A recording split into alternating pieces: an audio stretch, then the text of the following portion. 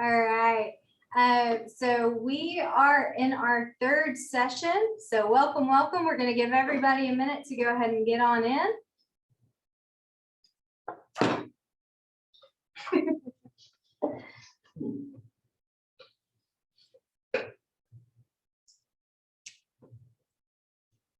As we're waiting, what you're not seeing is that as we do all these presentations, there's a ton of people behind the scenes. We've got a whole huge team here at Bonheur, from our schedulers, medical assistants, nurses, RDs, child life specialists, and we just got a huge team of people even in the community that really help us take care of kids, and they're all here kind of helping us today, supporting us. So we've got a lot of love and support in the room for our schools, for our teachers, for our patients.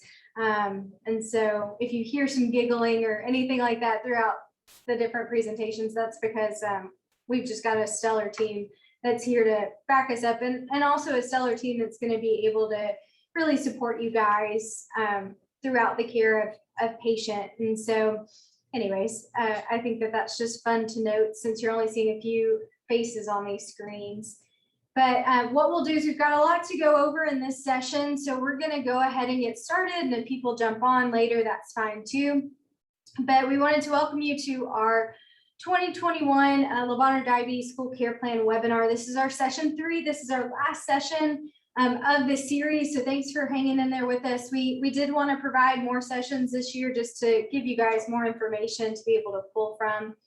This session is going to be going over our school care plan updates, nutrition basics, and other resources that we have for our patients and for our families.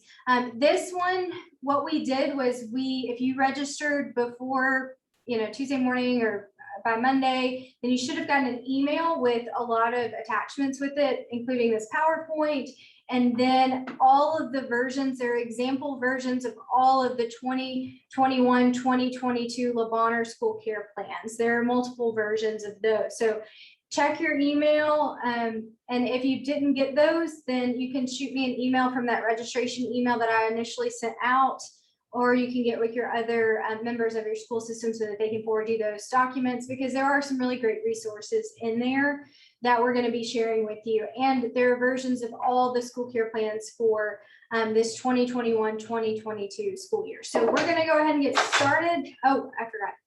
If you haven't been in the other sessions, we will be using the question and answer section if you have a question. No question is too small. If there's just something that you've got, please put it in there. We haven't gotten any questions yet, but we're happy to answer those. We will not be using the chat feature or the raise hand feature.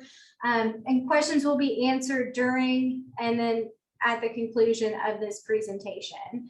And so we also don't have any potential conflicts of interest to disclose. This is simply our clinic sharing our knowledge and sharing information with you guys to best take care of patients. So go ahead and get started, and Ms. Madison Greer.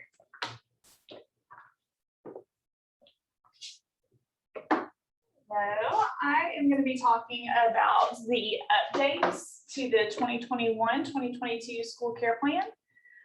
So I'm going to review the changes that you will see, and I'm going to introduce you to our newest school care plan, which is the oral agent GLP agonist school care plan.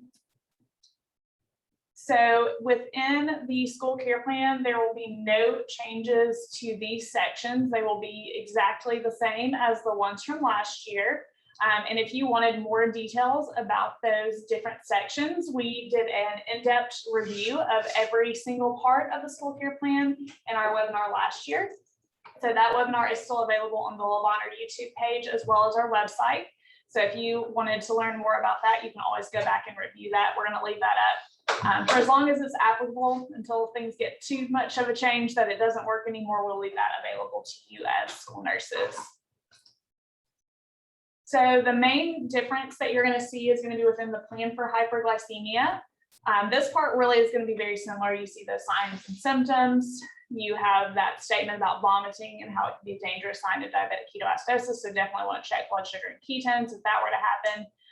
This was something introduced last year. The part right here, if blood sugar is greater than 250 and student has not eaten in past 2 hours, check for ketones. We added that because we do see a greater number of students on continuous glucose monitors. So we are seeing those between meal blood sugars that we weren't seeing before. And we know that we can see a significant rise after eating, but as long as it's come back down within about 2 hours, that's no problem and it should not be causing ketones. Still want to notify the parent if ketones are positive.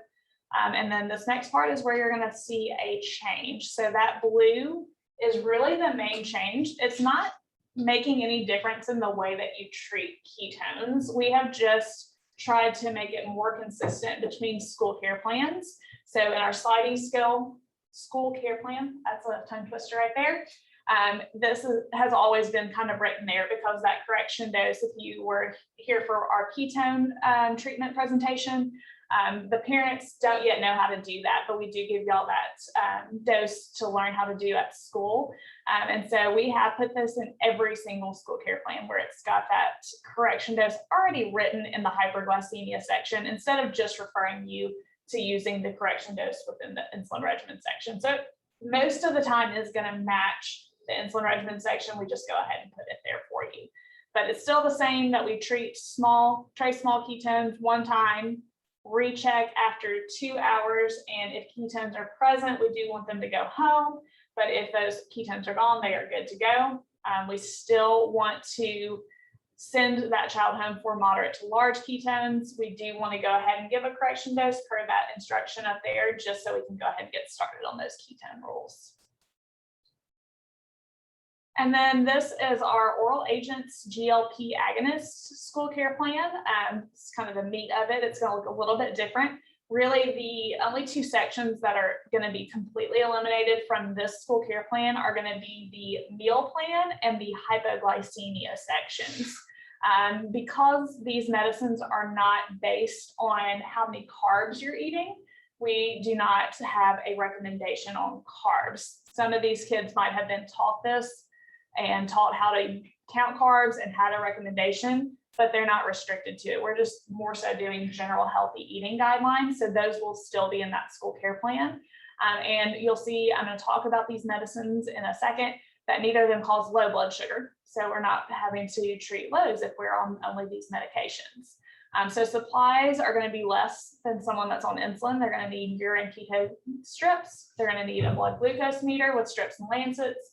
And then we're going to continue to recommend them allowed to carry a water bottle because we do know that they are going to need that unlimited access to water. So the 2 medications that we see used in type 2 diabetes outside of insulin, first one is going to be Metformin. So Metformin is actually first line therapy for all people that are diagnosed with type 2 diabetes. So that is the recommendation of the American Diabetes Association, as well as the American Association of Clinical Endocrinologists. So most people on Metformin, they're going to be on that just kind of start first line therapy because it really works very well. What it does is it decreases that liver production of glucose or sugar. But really our thing that we love about it is it helps the body use its own insulin better. So it increases the insulin sensitivity throughout the body. Since it is based on the insulin that the body is already creating, it doesn't cause low blood sugars. It's just using that insulin that the body is already using. And so it's not going to cause those lows. It doesn't affect weight, which we've talked about, that lifestyle and weight gain do lead to some insulin resistance. So we love that this medicine doesn't cause any kind of changes in that weight. We do see GI symptoms generally right at first. So they do generally go away over time. If we can take that medication when we have a full stomach, so when we take it with a meal, and we always slowly increase the dose until we're at a maximum beneficial amount. So they're not going to start on the max dose, which therapeutic dose is 1,000 milligrams twice a day. They're not going to immediately start on that. They're going to start on 500 milligrams once a day for a week, 500 milligrams twice a day for a week. Then they're going to increase for that 3rd week, 1,000 milligrams once a day, 500 milligrams the other time. Do that for a full week. And then finally on that last week, we're going to be at the full amount. Some people do take a little bit longer to go up. So if they move up to that next step and they're having worse symptoms, we say go back to the previous step, try it again for another week, and then slowly go up because we really want them to get to that full amount and not completely stop the medication, which is what we're going to put them at risk for if we don't address those GI symptoms. So we tell them, don't stop taking this without speaking to your provider. Never just stop taking it. Call us, let us know what's going on so that we can help it work in your body, because it really is a very helpful medication. For a very long time, metformin and insulin have been our only approved medications for type 2 diabetes in children. Luckily for us, that did change in just the last couple of years. We saw the FDA approve Victoza in children.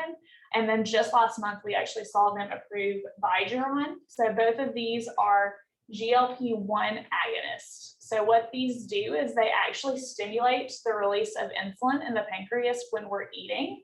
So based on what they're actually eating, it's not going to happen when they're not. So also does not cause hypoglycemia. Another kind of nice side effect to it is that we see weight loss with these medications. And then we also see some GI symptoms with this right at first as well that do generally go away over time. I have decreases when taken with meal up here, not as much as the metformin, but it is something that they could try if that was a big issue for them. And then we slowly increase the dose until the max beneficial amount. So this one is going to be different than metformin dosing as well as insulin. So it starts at 0.6 milligrams and we work our way up to a maximum dose of 1.8 milligrams per day. So that is the Victoza. Vyduran, since that one did just get approved, we haven't seen any patients with that yet, but that's actually a once a week GLP-1 agonist. So they would take it one time a week instead of every day. So that's pretty exciting that that's been approved in children as well. So we will still have a plan for hyperglycemia in this, but something you probably are already thinking is this kid is not on insulin. So if we have ketones, what are we going to do? So if this child has ketones, we are going to notify the parent and we're going to tell that parent they need to let us at Bonheur know. Because if this child is having ketones regularly, that's going to indicate that those medicines are not working as well as we would like, and that patient is probably going to need to be started on some kind of insulin to help with preventing those ketones. And that is all about the school care plan.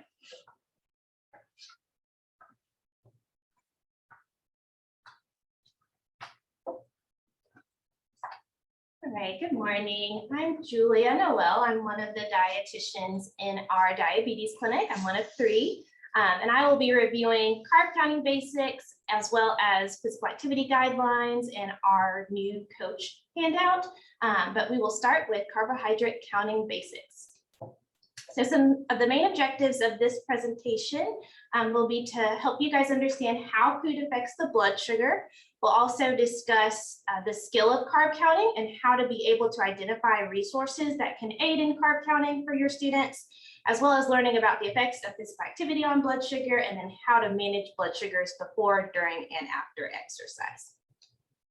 So how does food affect the blood sugar? So we know that for our diabetes patients, that carbohydrates are the only food that has a direct effect on the blood sugar, while our proteins and fats have a much smaller effect on the blood sugar. So as you guys can see, this is an image that helps you to see over time what happens to the blood sugars when you consume carbohydrate, proteins, and fats. So with carbohydrates, you see that the blood sugar increases over time after starting to eat a meal. It reaches a point when it peaks, and then it starts to gradually come down as that insulin is involved in helping to get the sugar out of the bloodstream and into the cells. For proteins and fats, you see that that line is almost completely flat, and that's because generally our proteins and fats do not contribute to increases or decreases in blood sugar. However, they can play a role in how the body uses those carbohydrates when consumed in combination with those foods. So the main foods that have carbohydrates are going to be about 5 different types. So we've got grains, so those are your breads, your pastas, pretty much anything made with flour, any food that has been battered or fried with any of those grains. So for example, if you've got fried chicken, or if you've got vegetables that are fried with a batter, that's going to add carbs to that product. Also, fruits and fruit juices are going to be considered carbohydrates. Your starchy vegetables, so potatoes, corn, beans, peas. Non-starchy vegetables are an exception. So we know that our starchy vegetables are going to contain those natural vegetable starches, whereas our non-starchy vegetables are going to be mostly fiber in terms of the types of carbohydrates that are in them. And we'll talk about the role of non-starchy vegetables as well. Milk and yogurt are also going to be carb sources. And then lastly, our sweets. So these are going to be foods that have added sugars or foods that are just significant sources of additional sugars. So for example, cakes, cookies, hard candies, sodas that are regular sodas, not sugar-free sodas, sweetened beverages, as well as sugar-free foods. So one thing that we often will teach a lot of our families in the clinic is that just because it's sugar-free doesn't mean it's carbohydrate-free. And oftentimes these sugar-free foods are still containing what's called sugar alcohols, which do have carbs. And oftentimes they have almost the same amount or quite a bit more carbs than the regular versions of the foods. So we often make sure families understand that pretty clearly so that they don't think that they have to go out and buy just a bunch of sugar-free items in order to help limit the amount of carbs they're consuming. So as far as low carbohydrate foods, the three main ones are going to be your proteins, fats, and non-starchy vegetables. So for proteins, that's basically your meats, your chicken, poultry, fish, your cheese, eggs, and then egg substitutes. We also teach families like a lot of our soy products like tempeh or tofu. Those meat substitutes are probably also going to be pretty significant sources of protein as well. And then for fats, that's going to be your butters, oils, salad dressings, nuts and seeds like peanuts or peanut butter, avocados and olives as well. And then for non-starchy vegetables, again, remember, these are the ones that are not going to be high in those natural vegetable starches. So our asparagus, our green beans, bell peppers, onions, lots and lots of different options and varieties out there. And remember, these types of foods often when eaten in combination with our carbohydrates are really going to help with glycemic control over time. So we try to encourage families to encourage balanced food choices. And you guys as school nurses can certainly talk to your students about, hey, what options are available in the cafeteria? What are we getting when we come and take our insulin? And how are those foods affecting our blood sugar depending upon what types of foods they are? So we're going to talk a little bit about how we can identify foods that have carbohydrates. So I'll give you guys just a couple of seconds to kind of look over this school tray and see if you can figure out which food items are going to be carbohydrate sources. So I'll give y'all just a second to kind of look over it, see if you can identify them. All right, so we're going to go ahead and see which ones are the carb foods. So we know that the pudding is going to be a sweet, so that's going to come from that sweet section. So that's definitely going to have carbohydrates in the form of added sugars. Then our starchy vegetable or our French fries, which are made from potatoes, which are a starchy vegetable, that's going to definitely have carbs. Our milk. So remember our dairy products are going to have our lactose, which is a milk sugar. So that's going to contain carbs as well. And we usually encourage, especially with the school care plan, trying to do regular milk, not necessarily flavored milks, because those can tend to add quite a bit of extra added sugar. And then of course our bread for our chicken sandwich, but then also the breading on the chicken. Since this is a chicken patty that has been given additional breading, that's going to also contain carbohydrates.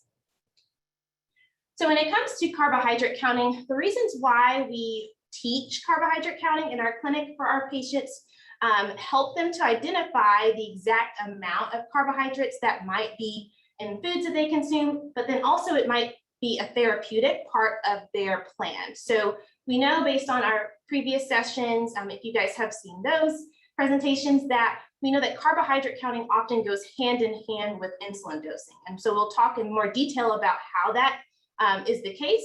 And so we just want to make sure our families have more realistic and flexible eating plan depending upon what carb amounts we are recommending for them. And then also we know that carbohydrate counting will help with glucose control.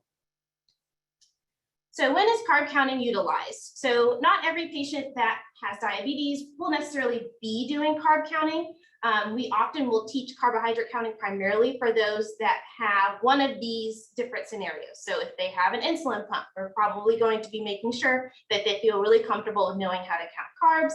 Insulin to carb ratio injections, if they are on that type of insulin regimen, they're definitely going to need to know how many grams of carbs they're eating so that they can dose their insulin, the mealtime insulin appropriately.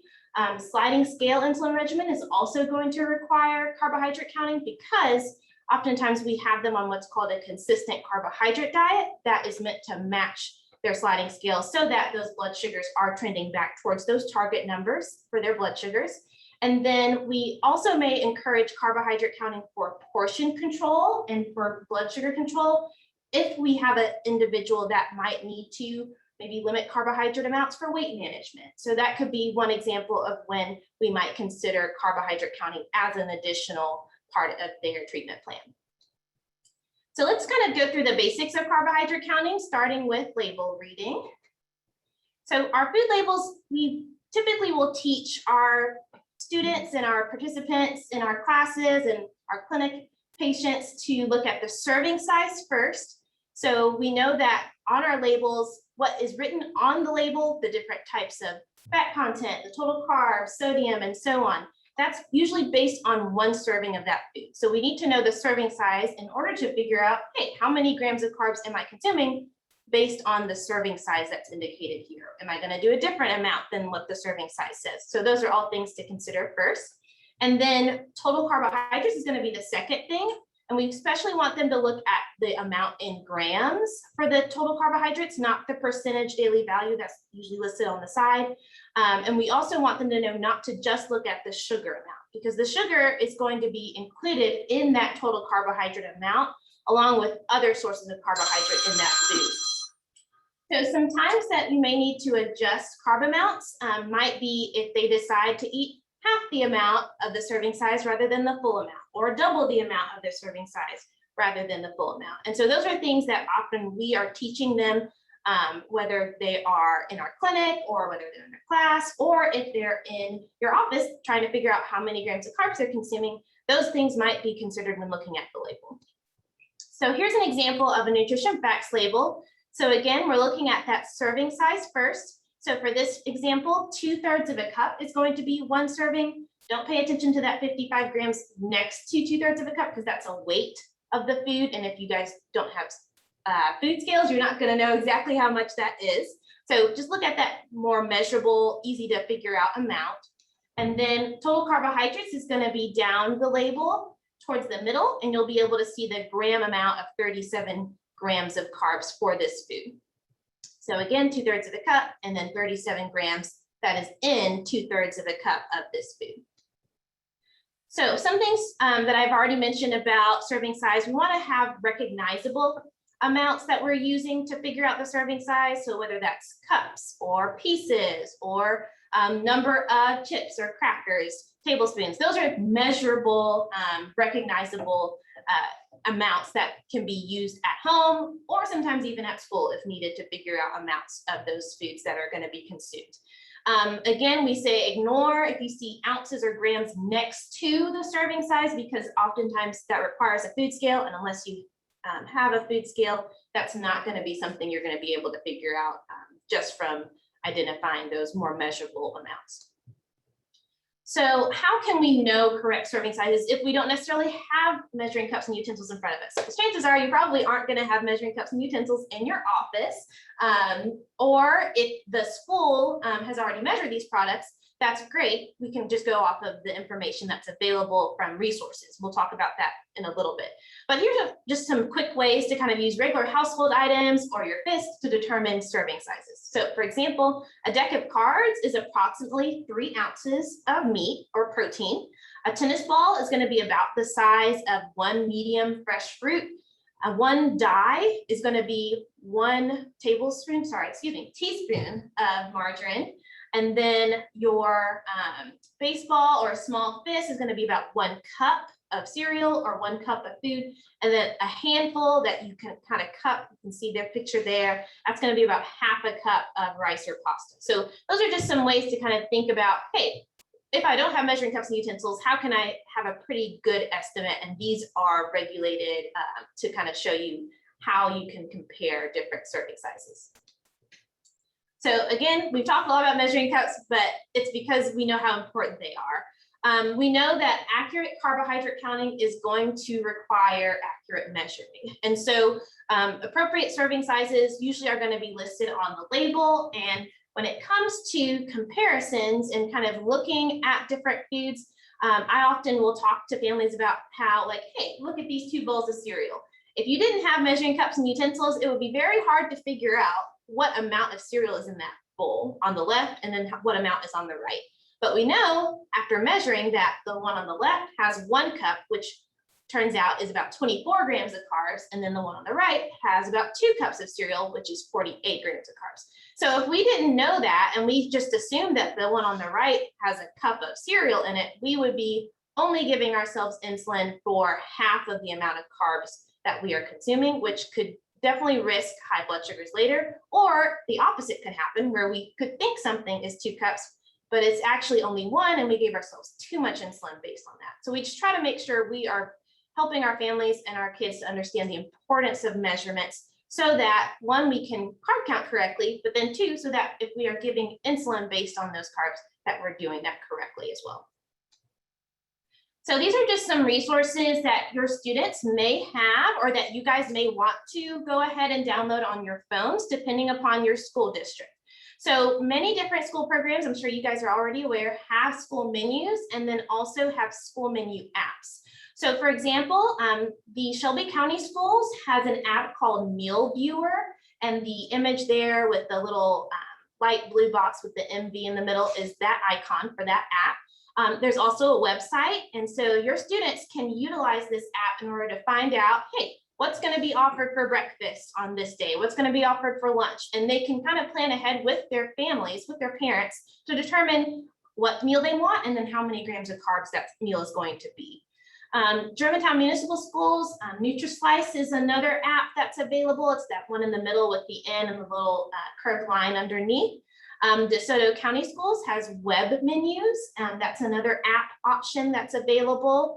And then Crittenden County, Arkansas, there's not a specific app, but there is a website listed here that can be utilized. It's basically different schools are going to have different school websites, and you guys can help with accessing that nutrition information through those apps and then also through your school nutrition programs.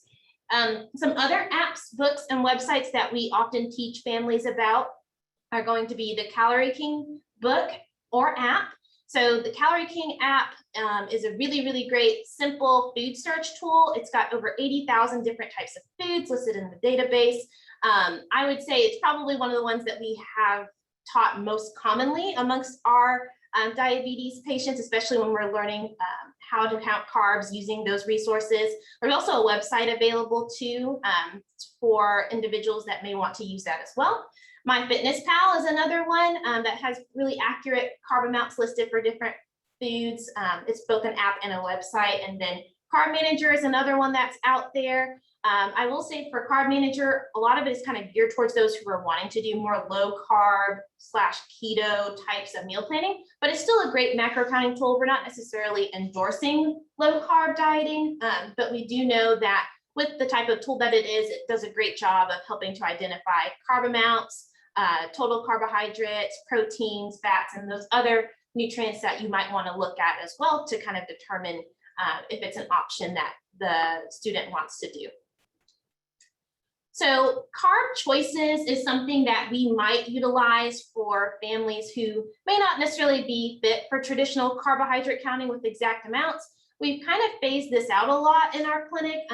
Typically, if we're going to teach carb counting, we're going to try to teach exact carb amounts for different foods, but sometimes it's appropriate to help families understand, hey, one carb choice is going to be 15 grams of carbs. So this is based on exchange lists. So if you guys have ever heard of exchange lists, we know that a lot of times those foods that have one carb choice are going to be approximately 15 grams of carbs. So you guys can see here, for example, one medium-sized apple is going to be approximately, it says one, it's supposed to be about 1.5 carb choices. Applesauce is going to be about 1 carb choice. A large banana is going to be about 2 carb choices based on the fact that it's about 27 grams of carbs. And then you can kind of see going down the list how that can be utilized in place of maybe exact carbohydrate counting, if that is a way that we are helping families to better understand carbohydrate counting. So for the school care plan and carbohydrates, this is a section that you are going to see under meal plan. So typically for our school menus and our school meal plans, we know that we're going to have our students probably offered breakfast and lunch options for most school days. And so with that, we are going to have in the red, you'll see different carb amounts depending upon what that recommendation is from the dietitian, from the provider in the clinic when that child was seen for diabetes education. So when it comes to consistent carbohydrate meal plans, we know that that's going to be matched with the sliding scale. And oftentimes these students are going to need what's called consistent carbohydrate intake. And so there's going to be a pretty exact amount. So for example, you'll see breakfast, they might have 60 grams of carbs, that's recommended. And then at lunch, they might again have 60 grams of carbs. Carbohydrate restrictions are most commonly seen with our type 2 diabetes patients. We do have some type 1s that we might have on a carb limit or a carb restriction, so to speak. But really with that sliding scale, everyone that's on the sliding scale is going to have a specific carb amount based on that type of dosing. So that's just something to look at as well. For AM and PM snacks, these are just optional snacks that the child might need during the school day, depending upon what time the breakfast is that they're eating and what time their lunch is. This can often be a really great way to help make sure kids are maintaining blood sugar control, especially helping to prevent lows throughout the day, is by making sure that they have access to snack options that are appropriate, just depending upon the type of food options that we can discuss in clinic for snacks and the carb amounts for those. Again, here's another example of the meal plan. As you can see here, this is one where if it's possibly like a type 1 diabetes patient and they don't have a specific carbohydrate limit, you might see indicated on the school care plan that they can have carbs as desired for breakfast and lunch. So what that means is generally there's kind of a soft boundary of anywhere between 15 to 100 grams of carbs per meal is what we suggest. Not that they have to exactly stay within that range, but we know a low range of no less than 15 grams of carbs is going to help prevent lows, since if they're taking insulin, we don't necessarily want to go much lower than that. And then no more than about 100 is going to help keep them from having too high blood sugars, from having that large amount of carbohydrates that their body is going to have to digest and process. So just something to kind of be aware of, that this might be what's indicated. Sometimes you might see unrestricted as well. So that's just going to basically just mean that they have that soft boundary of 15 to 100 and there's not a specific carb limit or carb goal for them. For insulin with snacks, for our new onset diabetes patients that are starting on a sliding scale, we will almost pretty much 100% of the time say, no, you're not recommending they have any insulin with their snacks. So in that first line where it says our snacks covered with insulin, you'll see no there for most of our new onset diabetes patients. But for some, as they come back to clinic, as we are able to review their logs and see kind of how their blood sugars are adjusting to starting insulin, you may see some that do recommend having insulin with their snacks, and then some that might say only special occasions, like the example here. So when that is the case, we know that this is meant to help identify whether or not the student will need any insulin with snacks. I know in our previous session and discussion, when it comes to insulin and how that's managed throughout the day, there might be some kids that, because of the types of snacks that they eat or the way that their blood sugars are fluctuating throughout the day, that they just may need to have insulin with snacks regularly. So those are just some things to keep in mind. For special occasions, we know that this can include school parties, holidays, or other school events where there will be larger snacks that are greater than about 15 grams of carbs. So an example of that could be like cookies or slices of cake or ice cream parties, things like that. We want you guys to know that, hey, if that child or if that student is going to be participating in this special occasion, you guys are going to need to know that they, one, will need insulin with that snack, and then two, how to give it and what that dosing is. Typically, you will see the dosing listed out if they do need insulin with snacks for special occasions, or if they do it regularly. And you'll see that it says to give 1 unit of blank, whether that's their Humalog, Novolog, Apidra, whatever type of rapid acting insulin they're on, for every blank grams of carbohydrates. So here you can see the example says 15 grams of carbs. Another thing to make note of is we know that snacks, the timing of giving insulin is very important. So if snacks are given with insulin, We want to make sure that it's at least 2 hours before lunch, so no less than 2 hours before their next dose at lunchtime. And if it's anytime after lunch, they're doing that special occasion and they're having insulin, there's less worry about that. The whole point is that we just don't want to risk them having that insulin dose with their snack, which is just the nutrition dose, not the correction dose, too close to when they're going to have a meal dose in which we are looking at their blood sugars as well in order to determine what that dose is. It's just to help prevent insulin stacking and to help prevent low blood sugars when it comes to doses that might be needed between meals. So this is just a carb counting example to give you guys an idea of how a meal like this might be carb counted using whether it's the labels that we're using on our products at school or if it's one of the carb counting apps. So here we've got a small sugar cookie, which is about 15 grams of carbs. We've got a medium-sized apple, which is about 21 grams of carbs. We've got a cup of milk, which is going to be about 12 grams of carbs. And side note for your milk, whether it's 1%, 2%, whole milk, skim, all of them are going to be approximately 12 to 13 grams of carbs for 1 cup. Your non-starchy vegetables are going to be basically 0. And then your sandwich, since we've got 2 slices of bread, each slice of bread is about 15 grams of carbs, so that's going to be 30 grams. So once we total this up, we'll see that this is approximately a 78 gram carb meal. So this is what you're going to be doing with your students to help make sure that we are counting carbs for the meals that they get at school, whether it's breakfast or lunch, and that we are giving the correct insulin dose depending upon what that carbohydrate is and what the recommendation is for their insulin regimen. So now I'm going to switch gears a little bit and talk about physical activity guidelines. So for physical activity, we know that it can either result in raising the blood sugar or lowering the blood sugar. For most of our students, we're probably going to see either a combination of the two or depending upon the type of exercise, it can fluctuate. So we just want you guys to be prepared to know how different types of physical activity can affect the blood sugar.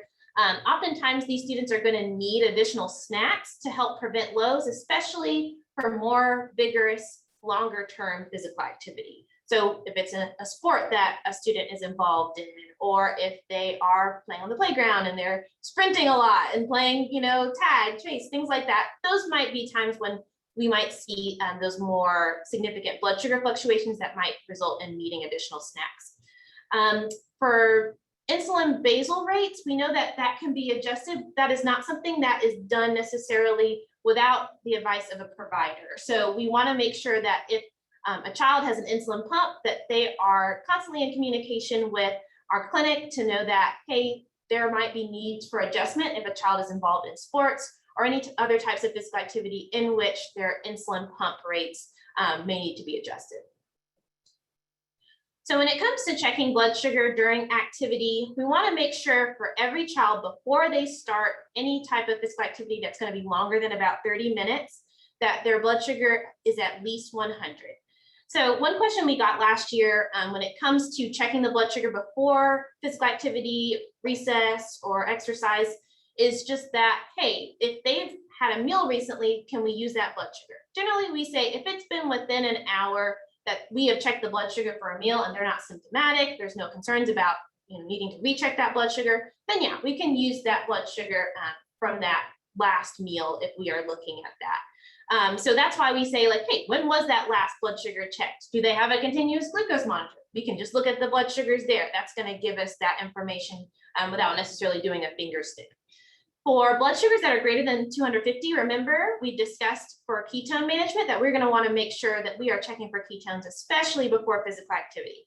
If there are no ketones present and the child feels well enough to go out and play, then sure, they can go and engage in physical activity. In fact, that's going to probably help to hopefully get their blood sugars back closer to those target range numbers. If they do have ketones present, we're going to want to make sure that we are following the instructions on the school care plan because they do not need to start physical activity if they have ketones. One of the risks of exercising with ketones is that ketone production can potentially be exacerbated. It can increase. And so we don't necessarily want to put that child at risk for having further ketone issues without reviewing the school care plan and making sure we are following those sick day rules as appropriate. For checking the blood sugar more frequently during physical activity, those who might be involved in sports or those that might be involved in PE during the day, we just want to make sure that we are determining whether or not they need any additional snacks that can help to balance that blood sugar during or after activity. So sometimes we can use this to help identify if there's a low blood sugar. If a child has a blood sugar anywhere between 70 to 100 before physical activity, we want to make sure they get at least 15 grams of carbohydrate. And we can show you some examples of types of foods that would be appropriate for that.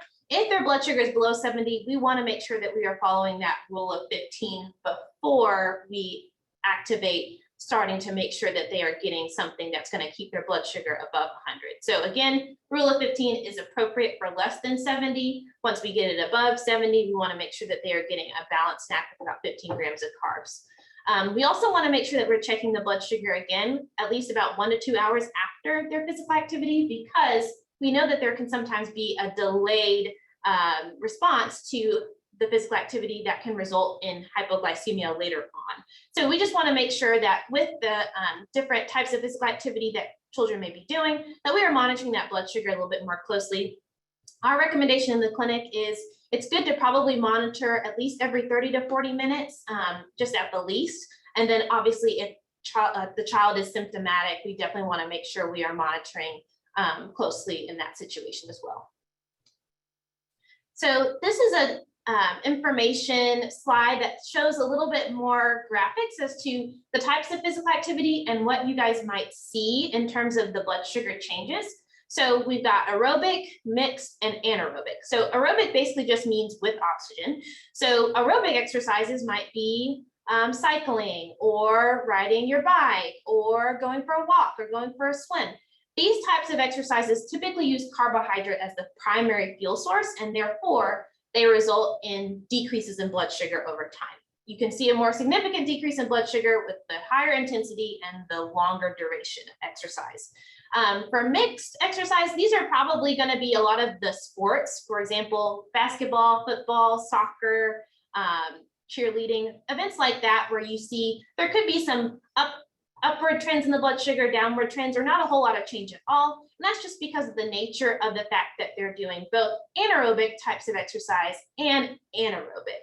So anaerobic exercise is going to be generally without oxygen. So these are types of exercise that can typically only be done in very short spurts because they are usually much higher intensity. So for example, higher intensity weightlifting, or if you've got a student that's involved in martial arts or sprinting, these are the types of sports where you probably will see a more intense blood sugar spike because adrenaline is being released. And it's that fight or flight hormone. So it kind of wants to get sugar into the bloodstream to help make sure the cells have the energy they need to either get out of a situation or fight in a situation. Well, the body unfortunately doesn't know the difference between, being chased by, their best friend and then being chased by a bear. So we know that adrenaline release is just going to happen. And so nothing to be too alarmed by, but it might be good to kind of be aware of what that blood sugar is doing and just kind of making sure that that blood sugar is returning to normal levels. So again, here you'll see every 30 to 40 minutes, we suggest checking the blood sugar to determine if snacks are needed and what that blood sugar might be trending. So that's important for any type of exercise, regardless of whether it's anaerobic, mixed, or aerobic exercise. So for some snack ideas for your students, we would say that the timing of snacks is important. They may need snacks before, they may need snacks during and after, all three. They may need more snacks after. It just really depends upon the child and kind of what type of exercise and the duration that they're doing.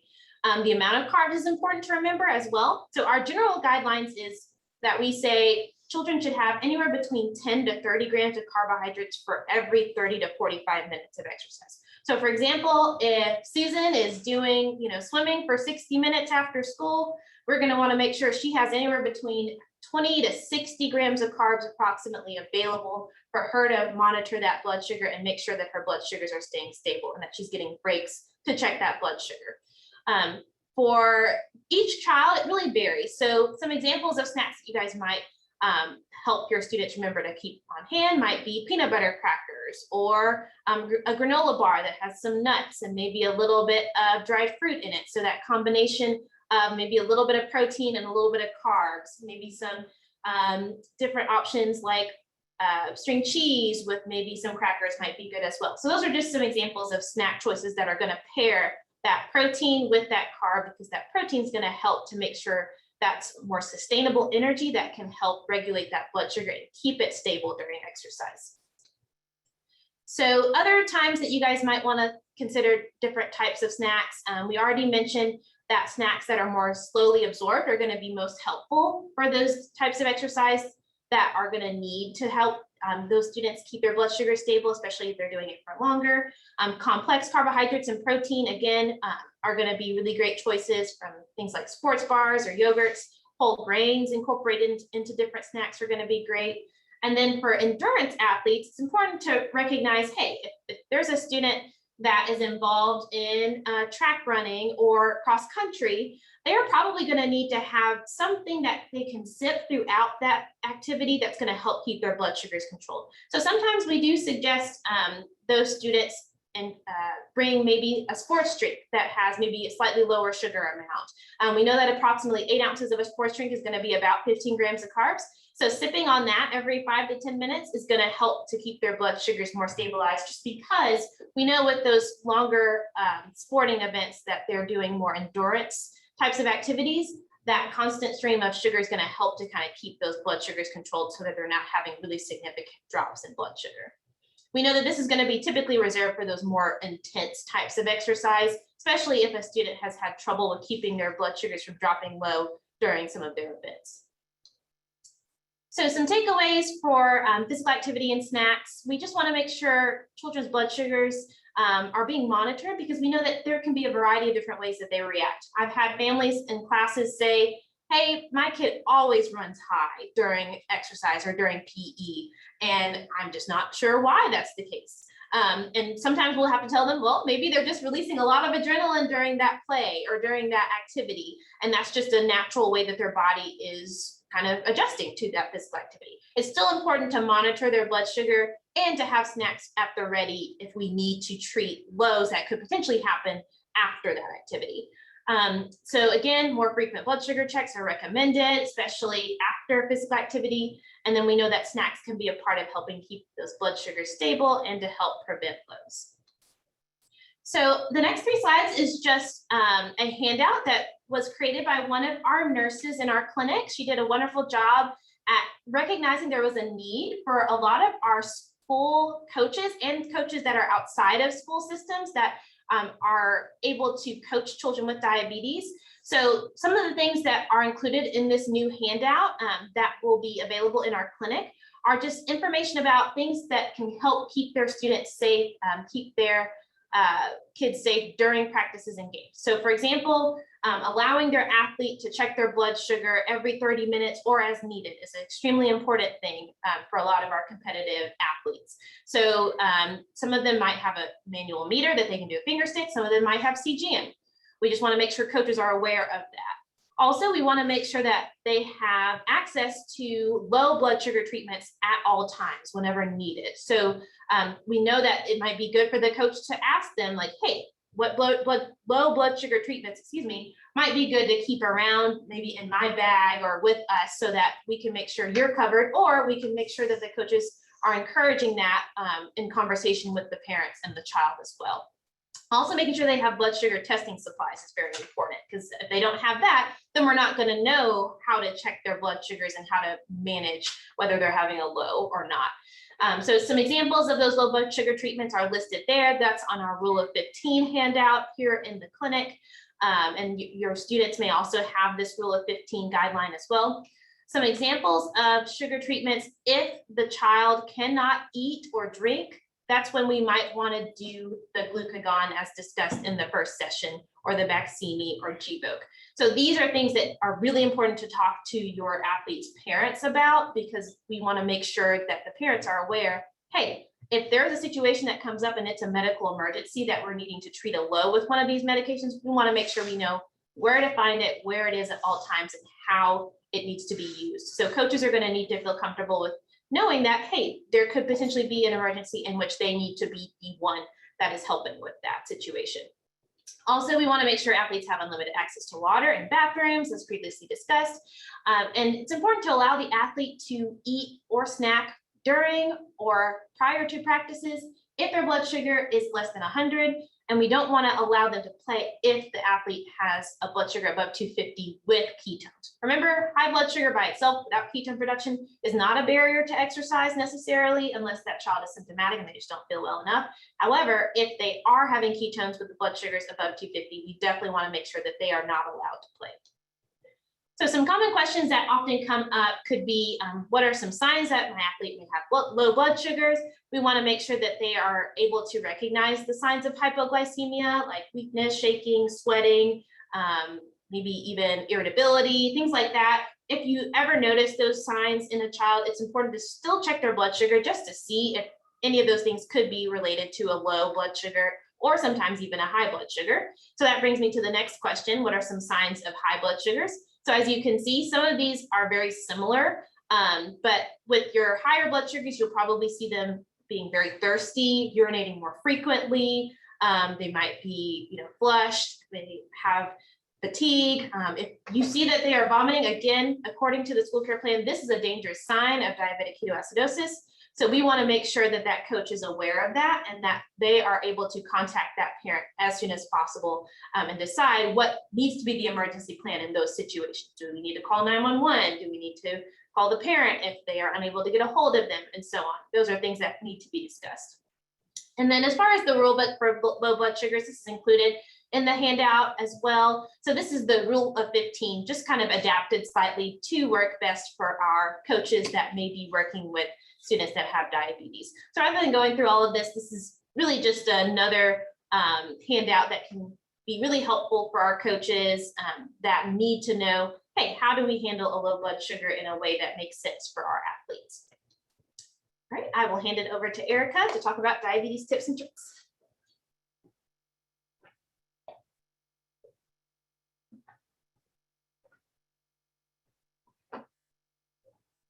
All right, and that handout that Julia was talking about for the coaches, it was included in the handouts that we sent over to you guys. And I think that what we're realizing is, especially for the patients and kiddos who are on club leagues or church leagues or things of that nature, sometimes those caregivers don't, or those coaches don't even know that the child has diabetes. So we really want to encourage just all the community also to kind of have these resources. So you're more than welcome to print that off and hand that out to your coaches, pass that along to other schools. If maybe your school doesn't have any diabetic kiddos, but maybe the high school does and their school nurse wasn't able to attend. Any of the resources that we've given you, we want you guys to share. And a lot of these resources, as we update the website, will also be on there, but anything that we've sent you, it's for you to use, it's for you to utilize, it's for you to pass along and to help encourage kids and to encourage the conversation between coaches or whoever is a designated person. Maybe it's another parent who's going to help with that kid as well. So we're moving on to another resource that was created by actually the same nurse that created the coach letter, but we really recognized that there was a need for our patients to have a little bit more information on how to communicate with the school and a little bit more information on what a 504 plan is and what is most appropriate. So my first statement to start off with is that we are presenting today our school care plan. So the school care plan that we send to the school, and it's 5 or 6 pages, depending on how many it kind of prints off from the computer. That is going to be the child's medical orders. So that is going to be what we consider the basic care that has to be provided for the child for them to be able to thrive and succeed at school. The biggest thing is that all the intricate details of how a child might manage their diabetes at home is going to be very different from what that school setting looks like. So over the years, we've met with school leaders, met with parents, and figured out ways to write these orders in a way that is appropriate and doable for schools to be able to implement care. So those school care plans are the basic orders. Of course, I'm not going to read this document to you, but in your attachments that I sent you for this session, you did get this handout. And this handout is meant for patients. So starting back in April, we launched our new 2021-2022 school care plan version. So any patient that came for an appointment mid-April on has received those copies, and it's technically their responsibility to bring you those copies of the school care plan, because there's a section at the bottom of that school care plan that has to be signed by the parent, and also has the emergency contact information for that parent as well. And so it's an agreement between the doctor and the parent and the school that these are the medical orders. So just keep that in mind. I know that our clinic already has gotten so many requests for school care plans with school starting back, but if we ever fax you anything or send you a school care plan, it still has to be signed by the parent for you to be able to use those orders. So you need to make sure that that is done if we are trying to help out by faxing you some stuff. But please keep in mind that every time a patient comes to this clinic and they have a change in their insulin doses, they get 2 copies, 1 copy for their file and 1 copy for you. So the first line of defense is to ask the parent, did they give you a copy of the school care plan? Because they should have gotten one, and it's probably just somewhere at their house. Also, something really cool that we have now is an electronic way to communicate with our families. It's called our patient portal. So with that, a family can send us a message saying that they need a school care plan, and we can send it back to them through that secure messaging of a patient portal. And then they can print it off, or they can send it to you through email, or however they want to do that. We personally cannot email just because of HIPAA compliance, but they can if they so choose from that document that we send them. So that also kind of closes the loop. The biggest thing is empowering families to be able to get the information to you. So with that, we also have been giving out this handout to our parents and to our patients so that they can feel like they have a voice and kind of have a bearing of what a 504 plan is and who really qualifies for it. Now, of course, you know, all of those things you may know more than we do even, but there's just a little section at the top that goes over what these plans are and that their child qualifies for them. And then we researched and kind of came up with some general suggestions for students with diabetes. Of course, these are not things that we're saying have to be implemented, but they're just ideas. And the biggest thing about diabetes care is that every single child is so different. And a parent is going to tell you that. They're going to be the expert on what works for their child, what doesn't. But the biggest thing is, how do we move the basic orders from diabetes care and the needs of a child into a classroom setting, into a school setting? They're so intricate that we cannot spell out every single idea, every single thing that a child might need throughout the day. And so that's where the 504 plan, that's really where we're directing the families to talk with you guys, to be in constant communication and adjusting that 504 plan of what's going to work and what is going to be the best way to get their child taken care of with any of the pieces. So a few of the things that we have on here, and even one of the ideas, allow a student to carry low treatments and have the ability to use as needed for a low blood sugar at any time. One of the things that we talk about in our classes is lockdown drills or emergencies. And if that child gets pulled into a classroom that's not their own for safety reasons, you know, are they going to have what they need to be able to treat a low blood sugar? If that happens, you can deal with high blood sugars afterwards, but you have to deal with the low blood sugar in a moment. And unfortunately, with lockdown drills and other things that have to take place sometimes, we have to make sure those kids are kept safe. So that would be something to talk about with the families. A great idea that one family had is that every classroom that the child traveled to, they were in an older elementary school class, that there was a box with low treatments in every single room. And then they had low treatments in their backpack as well. So those are just little things that might be good. And glucose tablets might be a good low blood glucose treatment to keep on a kid so that maybe someone wouldn't be tempted to eat the candy or juice or something of that nature. Again, I'm not going to read all of these to you, but finding out ways that really work. One of the ideas that we found was for number 2, that a kid could have cards that they could flash, maybe different colors or different sayings, so that if they needed something, they could flash that card, that teacher could acknowledge that, and then the child could go and either check their blood sugar, go get some water, whatever they were needing to do. As far as that communication, I think the biggest thing that we've crossed in the past is technology.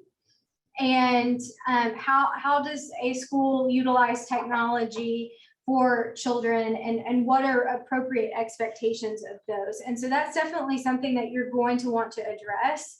And also with school policies on phones. So a lot of the CGMs and in the future, the pumps as well, are going to be mainly utilizing phones. And so when you do that, if there's a policy that children can't have phones at school, then you guys are going to have to figure out those hurdles.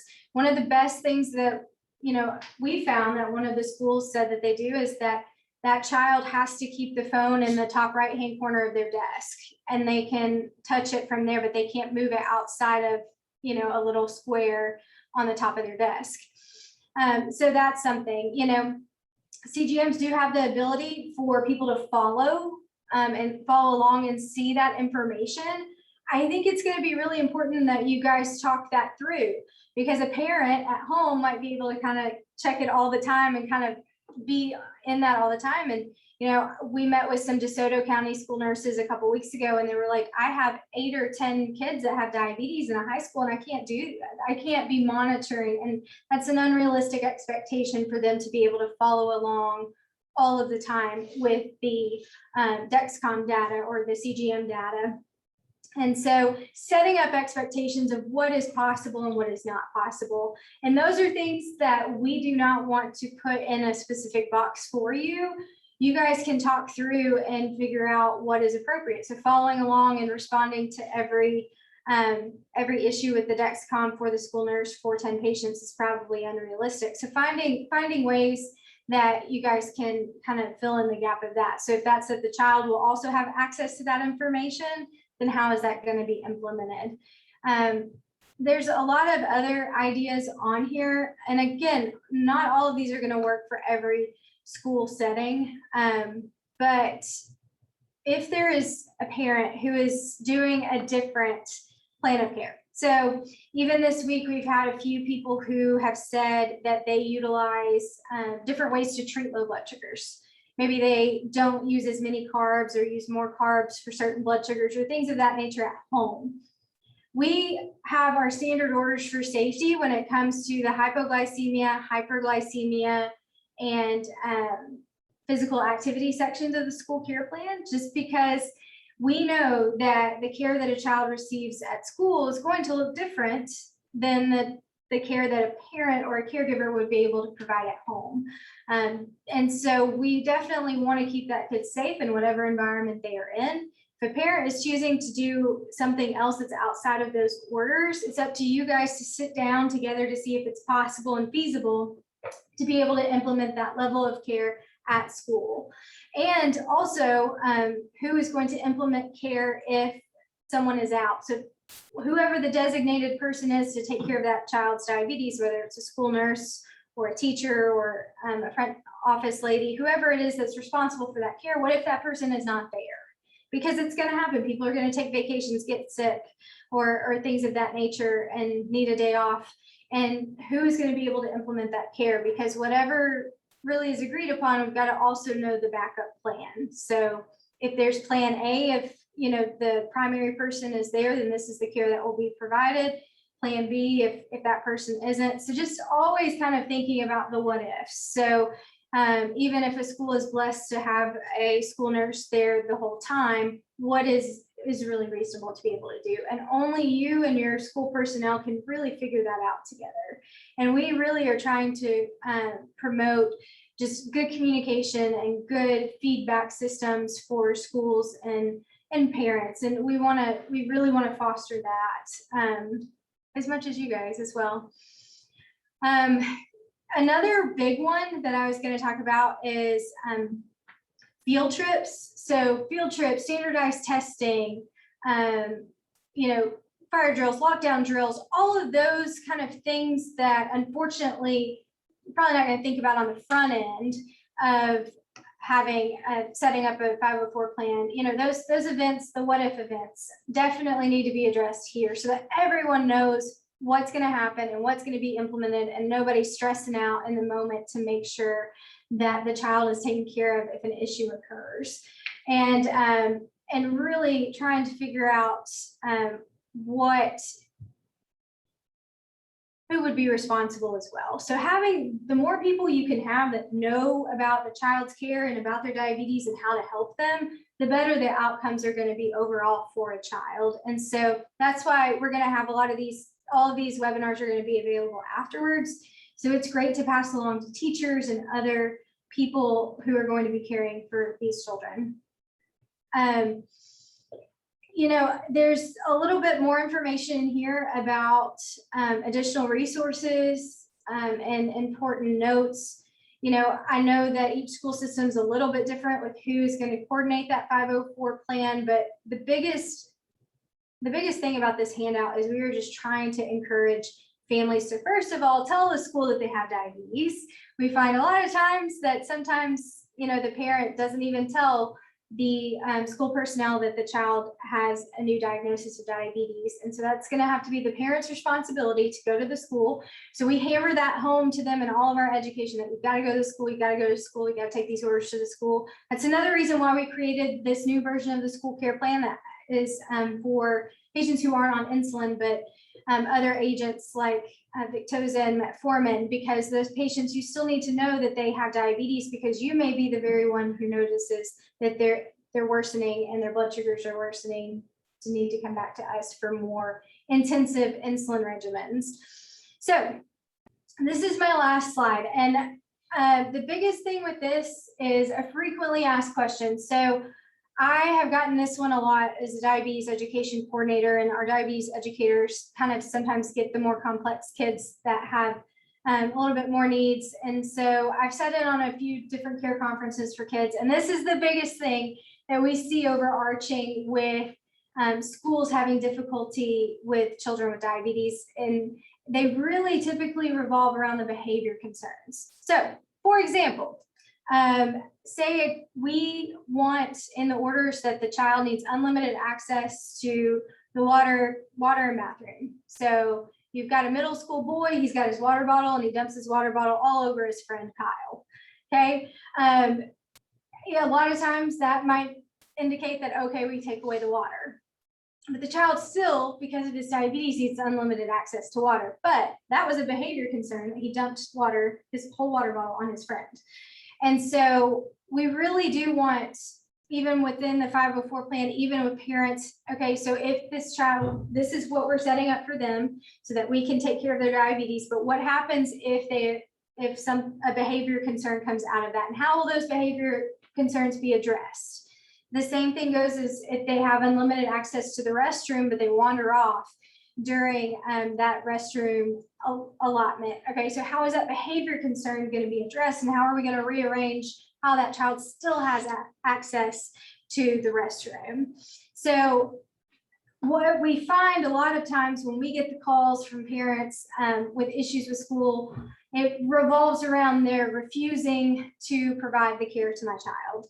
And I don't necessarily think that that's really what's going on. As we really break it down, we figure it out that something happened. There was typically a behavior concern that happened, and then the privilege was, taken away or changed or something of that nature. And so the biggest thing is just having really great communication between the family and adapting the implementation of diabetes care while at school. Diabetes and a chronic illness, and any chronic illness, a lot of times they can struggle with depression, struggle with anxiety, struggle with even something called diabetes distress. So even a kid that might have done really well the year prior could be acting out a year later. And so that's definitely something that we address, but we definitely want to you guys to be able to handle behavior concerns in a similar way that you would with someone who did not have diabetes. So just because the child has diabetes does not excuse the behavior concern. The same goes for if they have a CGM, a Dexcom, and they are watching YouTube videos on their phone instead of on their Dexcom app viewing their data. And so that behavior concern needs to be addressed, and then figuring out a way, how do we still get them their Dexcom data access without, having the issues of them being on YouTube videos or whatever. And so I know that the example I gave earlier about the patient's desk with the little piece of tape on the top right-hand corner, that child also had to sit on the front row of every class that he was in. So the teacher was, able to kind of see, and he wasn't able to hide his cell phone as easily. So those are kind of the things that, okay, how do we adapt within the behavior concerns of what works and what doesn't work?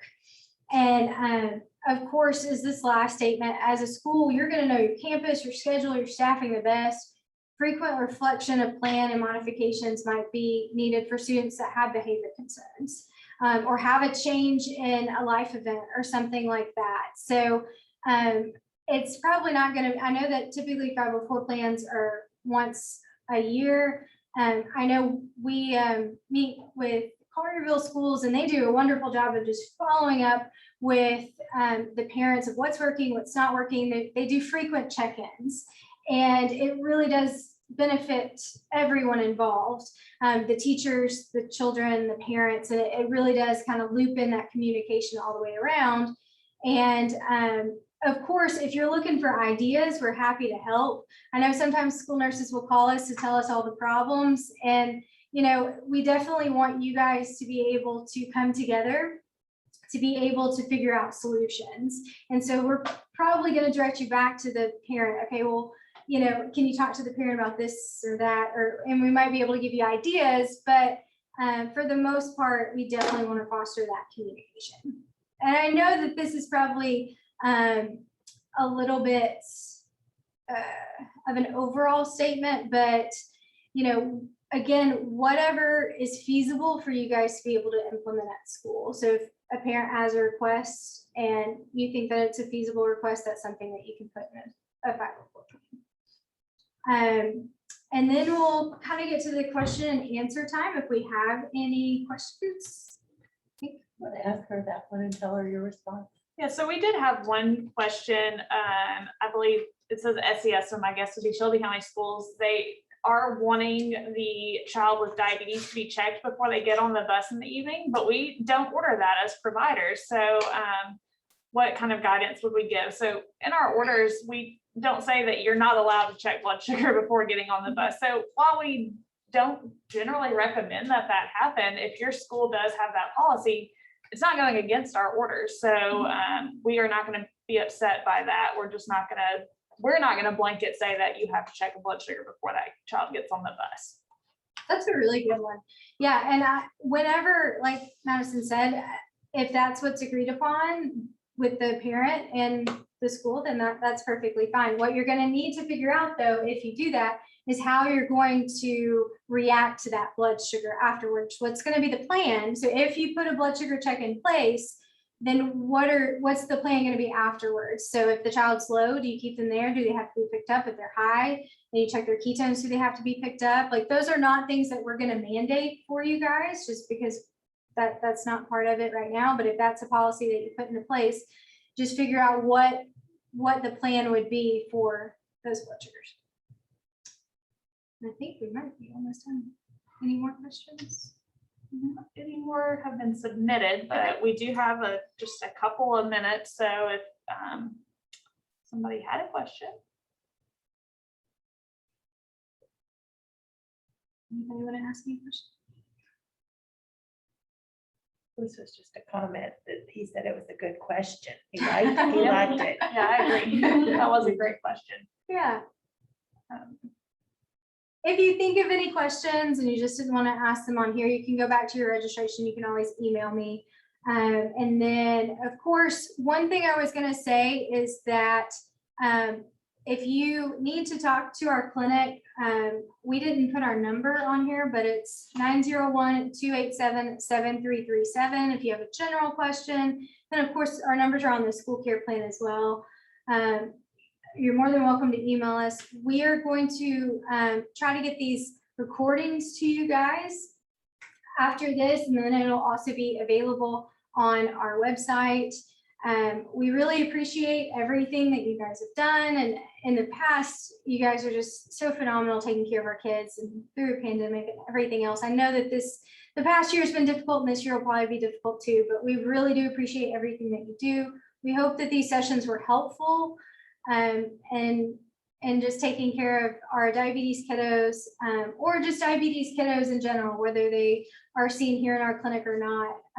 We hope that this information helped you, but hope you have a great rest of your day and a great start to school. Thanks, Ava.